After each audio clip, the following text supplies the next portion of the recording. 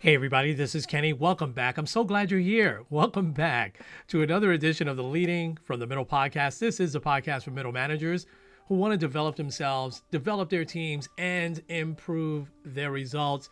And we mostly do that via these wonderful, wonderful guests that I come across. And wait till you listen to what this leader has to offer. Leadership and performance coach, personal chief strategy officer, and operations and strategy expert, Aaron Trahan, joined me today. And wait till you hear Aaron's backstory. It is amazing. But he talks a lot about what performance mindset is. He's got this 70-20-10 mindset rule. Wait till you hear about it. He talks a lot about why sometimes goals fail and some of the biggest mistakes that leaders make, as well as overcoming fear. Aaron talked about so much more. You've got to get into this. Let's get at it. This episode is brought to you by Kitcaster. Kitcaster books you on top podcasts. How do funded startup founders attract prospects and talent? Podcast interviews. How do entrepreneurs with exits find new deals? Podcast interviews. How do C-suite execs differentiate in crowded markets? Podcast interviews. Kitcaster books you on top podcasts. Click the link in the show notes for a special offer. Celebrate good conversation. Hey there, everybody. Welcome back to another edition of the Leading from the Middle podcast. I have got a tremendous leader who is going to give you guys some great advice today, especially in the space of mindset. Don't we need that? And we need to have that great mindset to go out there and really deliver every single day. So leaders, I want to introduce leadership and performance coach, personal chief strategy officer, and operations and strategy expert. Aaron Trahan has joined me today. Aaron, it is so great to have you, sir. How you doing? I'm great, Kenny. Thanks for having me, and I'm very much looking forward to this conversation. Oh, so am I. Oh my gosh. I love all the things you stand for and what you're doing. It really gave me a different perspective, reading a lot more about you and listening to you. So I want to really start before we dive into mindset and some other leadership stuff. Tell us about your backstory and what led you to do what you're doing now. Yeah, for me, the origin story of kind of my journey that puts me in this seat talking to you today really started being thrown into a leadership role at an early age of 23 years old. Some of that was due to talent, some of it circumstance, some of it luck, a couple battlefield promotions here and there, but I was kind of the next man up. And one of the things that I quickly realized, we don't come out of college learning how to lead people, learning how to lead teams. And there's a big difference between what you read in a textbook or a business book versus the real world, dealing with humans. And some of those humans having twice your experience, twice your age, and kind of think that they can do the job better than you. So that kind of led me on my journey to just really digging into personal development, showing up every single day, really trying to find that continuous improvement edge. But I also realized something else happened. And while I did have success, I scaled my career. I eventually became a member of the senior executive team running $1 billion operation before the age of 30. Wow. If that's the headline, what sits underneath all that is I made every mistake there possibly was to be made as an emerging leader. The big pivot for me was generating the awareness to realize that, knowing that I wasn't the smartest one in the room. Yes, I had success, but I still had a lot more to learn. I needed to get back into growth mode and shine some light on some blind spots. And quite frankly, that's what kind of led me to performance coaching. Being on the client side, I needed some help. I was looking for that support system. And to make a long story short, from that point on, really about 8 or 9 years ago, just became a gravitational pull of me developing just a passion and a sense of purpose and fulfillment for what coaching can do, what coaching can become to help leaders of all shapes and sizes make that leap from whatever your version of good is to your version of great. It became such a powerful influence for me. It eventually led to me launching my own career, being on the other side of the table and really getting a lot of purpose and fulfillment out of that. Wow. Wow. What an amazing journey. I love every second of that. I want to go back for 1 second. Mhm. Was there any one thing that happened? Because the audience is hearing and I'm hearing, man, this guy was like successful, and but you felt like you had made a lot of mistakes and you were successful in spite of that. Was Mhm. there an aha moment that where you said, you know what, let me just take a step back here and slow down and let me work on myself? And if so, what was that like?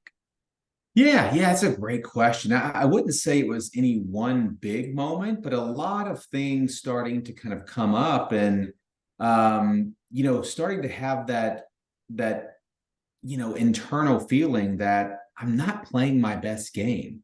Did I, because of the success and the title and the money, did it really make me take my foot off the throttle a little bit? Did I become complacent? Did I start, becoming content with status quo? And the answer to all those questions were yes. And once you get into a certain room at some of these high levels, you realize pretty quickly what got you here will not get you there.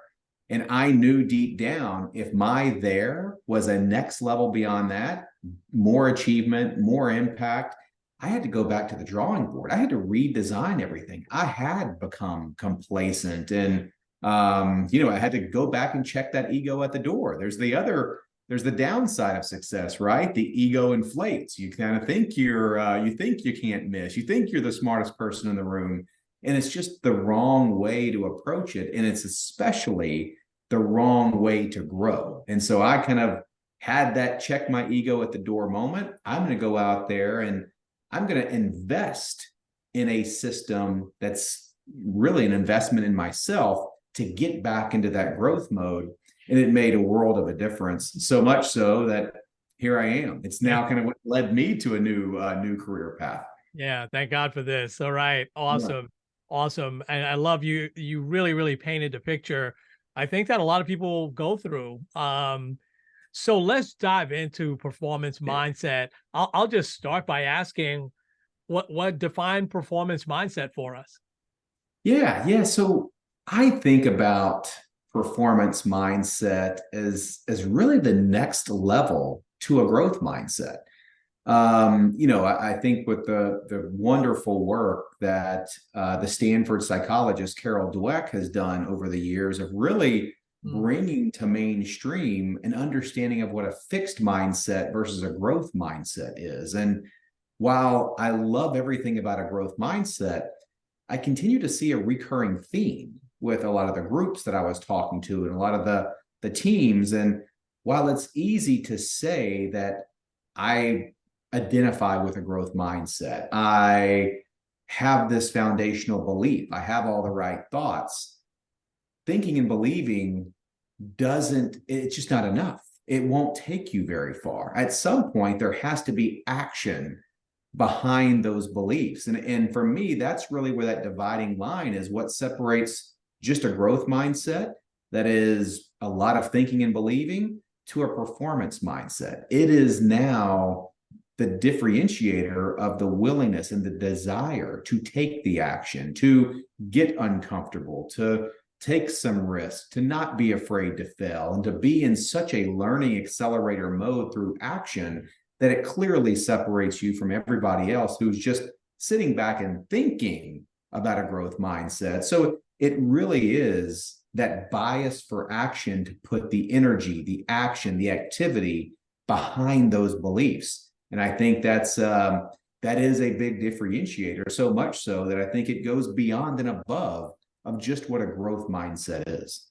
yeah, it really does. And I guess I want to ask because I certainly want to get to I thought the 70-20-10 is brilliant. So I Mm-hmm. want to make sure I give you plenty of time to talk about that. But What are some hints and tips that you give folks to get past just the growth mindset to then put it into action? Yeah, it comes down to I'll back up and start here. Throughout my 15, 16 years as a senior level executive leader, no one, not one single time, did anyone come up to me and say, Aaron, I don't want to see better results. I don't want to see better performance. I don't want any improvements. It never happened. I think we all, especially as professionals, have this underlying desire. Of course, we want to see better results. We all want better performance. But I think the thing about it is we don't always know how. And when we think about what drives that call to action, and it's really, piecing it all together, and it's really, whatever our goal is, right? That sense of we want better results, we want better performance. Great. That should form the clarity around some type of goal, some type of destination you want to get to. Then it becomes a working backwards exercise. Your goal should always drive your process. And once you have that process, you then know exactly what to take action on. Then it becomes a battle between you and discipline, right? Are you going to be disciplined enough to follow the process, or are you not? But I think so often people get caught up in just the outcome, right? We're coming up on the end of the year, so everyone's going to have a New Year's resolution. Yeah. Everybody's going to be talking about the goal or the outcome or the desired state they want. No one's talking about what they're going to start doing. Like, what's your milestone for week 1? What are you going to start doing? What's your goal for week 2? People get so obsessed with the goal, they forget about the process. And if you don't have the process laid out, you're not clear on that, taking action is going to be very difficult, because all you're doing is looking at this big outcome that's on top of the mountain, and you don't know which direction to take the first step in. So I always come back to and say the goal should drive your process. Your process is what you should focus on. Yeah, that makes so much sense. And that is such a great way to get past, just, okay, yeah, I want to have a growth mindset, and now to put it into action. I love that. I was chuckling because you're so right, man. You brought back a lot of memories, and folks listening will definitely relate. I never ever remember. I remember a boss told me sarcastically when I had an awful month, yeah, Kenny, I want you to repeat exactly what you just did this past month. I was like, what? Really? No, of course not. I can remember months being number 1 in the country and saying, well, you got to do better next month. I'm like, do better? What? Yeah. So I think it's so that was so dead on. 70-20-10 mindset rule. Aaron, please take the time to talk about that. Yeah. This is, and it kind of goes back to those different mindset categories, right? We've heard about a fixed mindset. We've heard about a growth mindset. Hopefully I'm shedding light and providing some color around, a third kind of category, which I define as the performance mindset. But whenever I was forming this thesis and these concepts, it occurred to me that whether I'm giving a speech, whether it was back in my corporate life and I was dealing with a lot of big teams, a lot of big groups, and in just about every single room, you're going to see this mindset rule generally apply to just about everywhere, right? So let's start with the easy one first. Let's take that 20%. This is going to be the group or the cohort that would probably identify with a fixed mindset. Maybe they won't admit it like that, they won't be able to articulate that, but let's look at what they prioritize. They prioritize status quo. These are going to be the people that they don't want change. Change is scary. They don't want it. There could be a lot of good reasons for that. Maybe these are individuals that are at the tail end of their career. They're closer to retirement than they are of wanting to find their next level. For whatever the reason is, that's just one example, but they prioritize tomorrow looking just like it did yesterday. And they don't, any type of disruption in that, any type of new variable, they don't like. They're content. They're happy with the way that things are.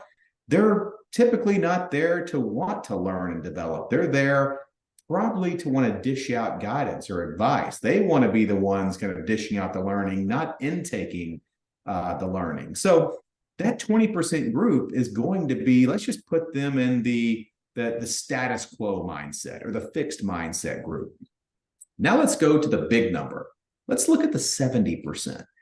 Every single presentation I give, when I talk about, let's level set on kind of the high level definition of what a growth mindset is, just having that internal belief that with the proper and right amount of time, energy, and effort going towards something, you can develop new skills, enhance your capabilities, grow your intelligence, and also have that belief that you can overcome the obstacles, right? It's like you have the belief that you can overcome and be better, improve, develop.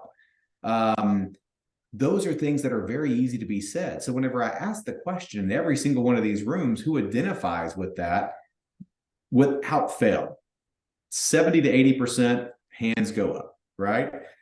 But here's what I found really, really interesting.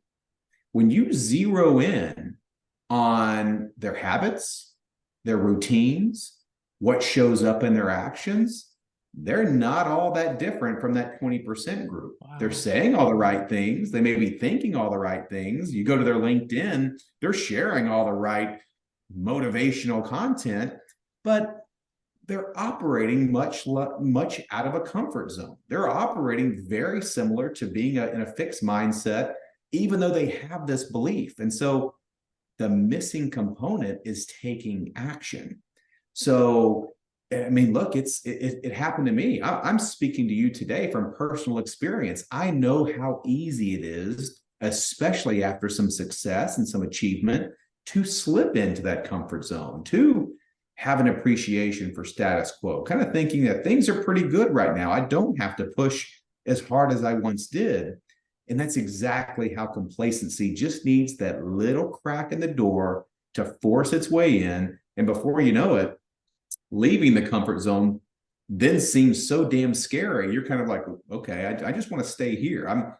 I like the illusion of security and stability and safety. And so that's exactly what prevents action to be taken to constantly reach that next level. So that then brings us to the 10%. These are the ones that may have been just as successful as everybody else, has the same achievements, has the same status, has the same title, but they don't really care about what's happened in the past. They're not looking in the rearview mirror. This is the minority group. I would say only 1 out of 10, 10 out of 100 in these rooms that they want to find out what they're truly capable of. Mm. They have a completely different perspective on the fear of failure. They're not afraid to get out there and take some risks, take on a big challenge where the odds may be against them, knowing that they could fail because they know that that's going to be a learning catalyst. They're not afraid to just sit back and say, well, I don't have to do that because look what I've done in the past. They're operating with the view out of the front windshield, finding out what they're truly capable of, what more can they do, what greater impact can they have.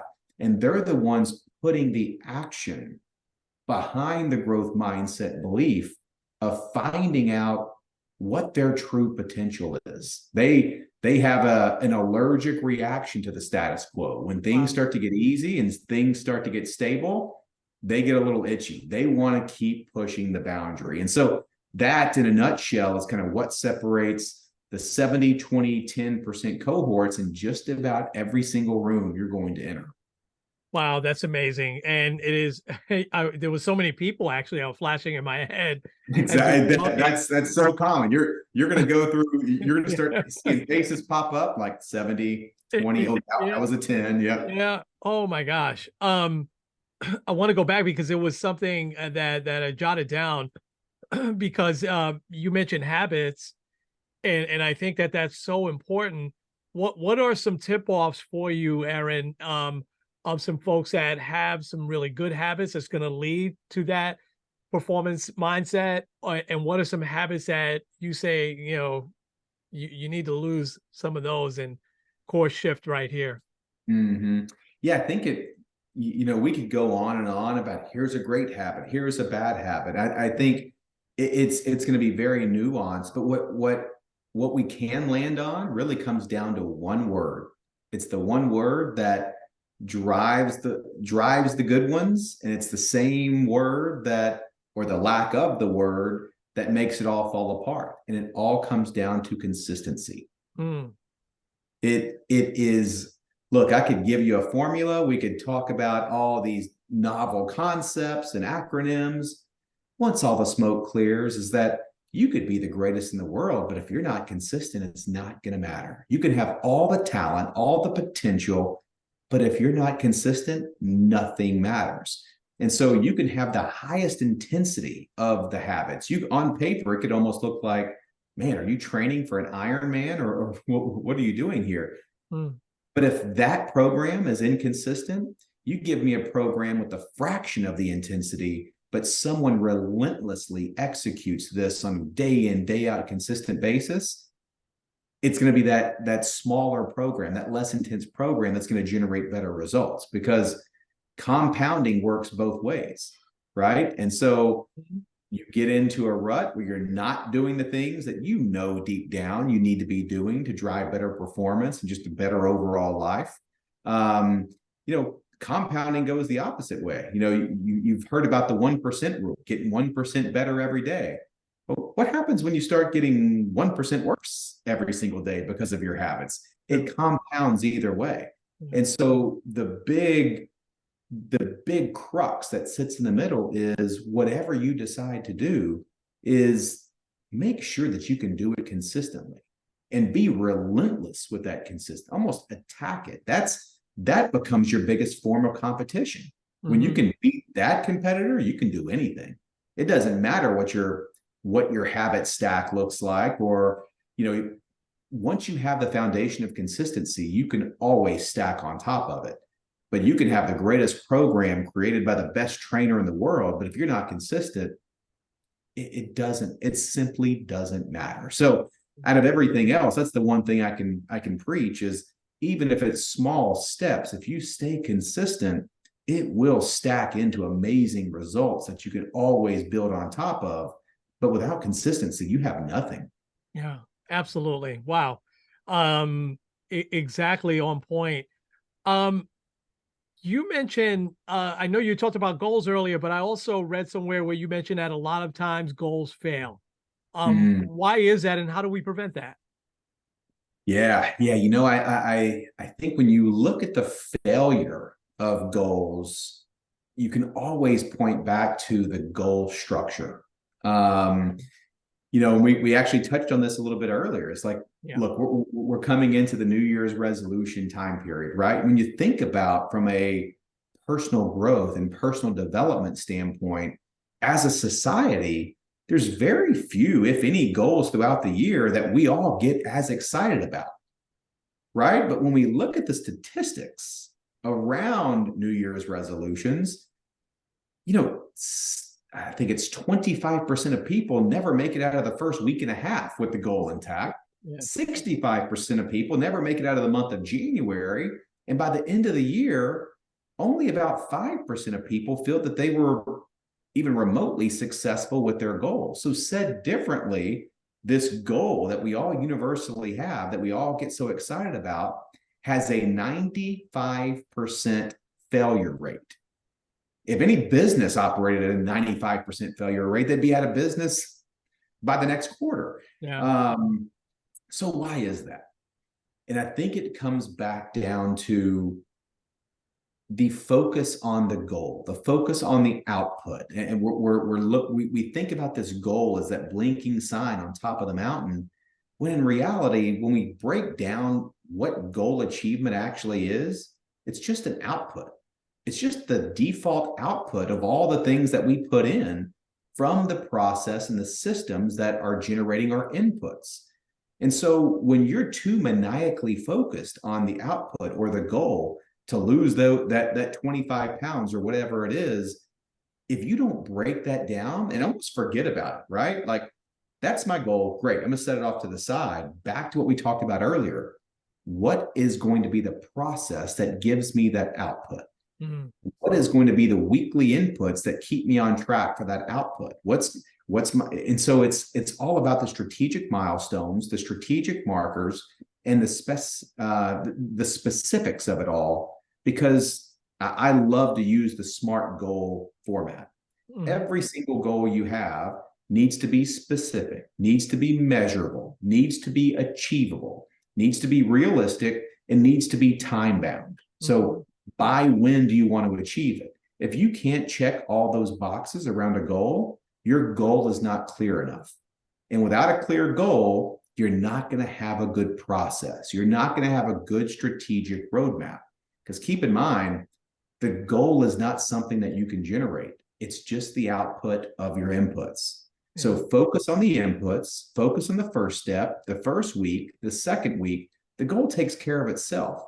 But people have this inverted relationship where they're constantly focused on the big goal, doing a bunch of activity that they think will help, maybe not, and it's not coordinated within a process that just by default gets them there. And so I think it all comes down to the goal setting structure. So when you can be clear on what process by when is going to get you to the goal by that certain date, everything actually becomes easier because now you're just following the plan Yeah. instead of trying to generate a bunch of activity, hoping that the goal shows up at some point in the future, which is what the 95% of people do. Yeah. Wow. Wow.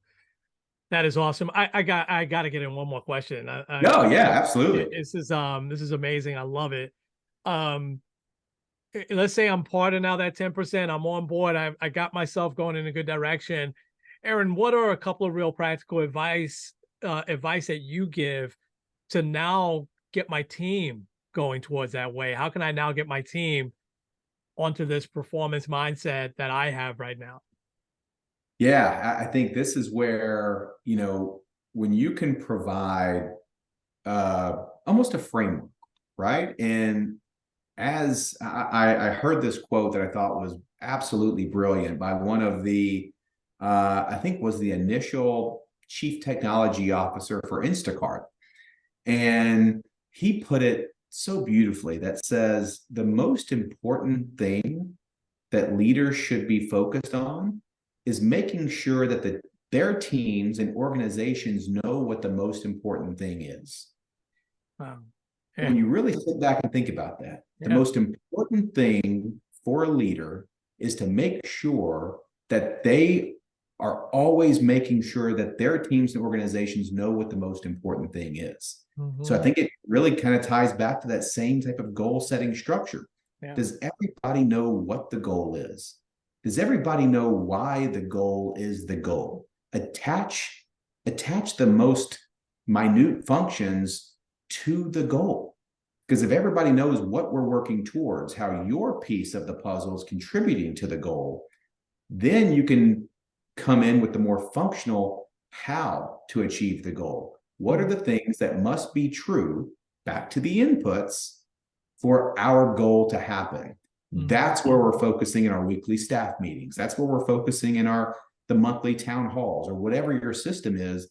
You're not focused on the goal. You're focused on the processes, the milestones, the small steps that must be true for the goal to happen. So when you can align everyone on the clarity of what and why the goal is, then help them understand what must be true. What is the functional hows that we have to focus on to get there? That removes so much of the headwinds that Yeah. organizations face with trying to achieve goals. Yeah. Yeah, and that makes so much sense. It's so long are the days, long gone should be the days of the leader that keeps, all the goals and everything to themselves and doesn't share the whys with their team. And Mm. I've come back to the one word that you said is such the key, and that's consistency. And being able to consistently have, whether it's weekly, monthly, like you said. Aaron, this has been amazing. Just amazing, amazing advice. I knew it. But now hearing you articulate some of the stuff that I've been reading has just been fantastic. So I want to leave time for you to speak about how people can connect with you and contact you if they should want to work with you. Yeah, absolutely. I think my website's got a ton of information on there, just more about the methodology and the approach that I use of what does the performance mindset coaching approach look like in terms of working with individuals or groups. So feel free to visit the website and kind of check that out. But also too, I try to show up frequently, almost every day on LinkedIn. Mm-hmm. So for anyone listening, highly encourage, hey, reach out, let's connect. I think of the LinkedIn community as my goal is to generate a ton of value for those that, I have the pleasure of you following me. So I want to make this a very high return on your investment for the follow by constantly sharing these different, let's just call them mindset concepts that, pieced together will help you reach a new level. And I'll end with kind of the saying that drives it all for me is kind of the famous quote from Henry Ford, over 100 years old, that talks about mindset. And that is, whether you think you can or think you can't, you'll always be right. Yep. And so it all starts with the mindset. It all starts with the thoughts and beliefs that drive everything we do. So yeah, whether you want to connect on LinkedIn, visit my website, that is kind of the driving force behind the performance mindset. Yeah, absolutely. Absolutely. I'll certainly post what the website is, but say what your website is. Yeah, sorry about that. performancemindsetcoaching.co. Got it. Okay. Awesome. And that'll be in the notes, folks. Aaron, thank you so much. You've been so generous with your time. You've been just so open with sharing everything that you do. And it is dead on, especially for leaders in this such time and beyond, really need to have and get out of that, just growth mindset. That's great. But what are you going to do now? What are you going to do into action? And you gave some great advice and tips on how to get there. So thank you so much.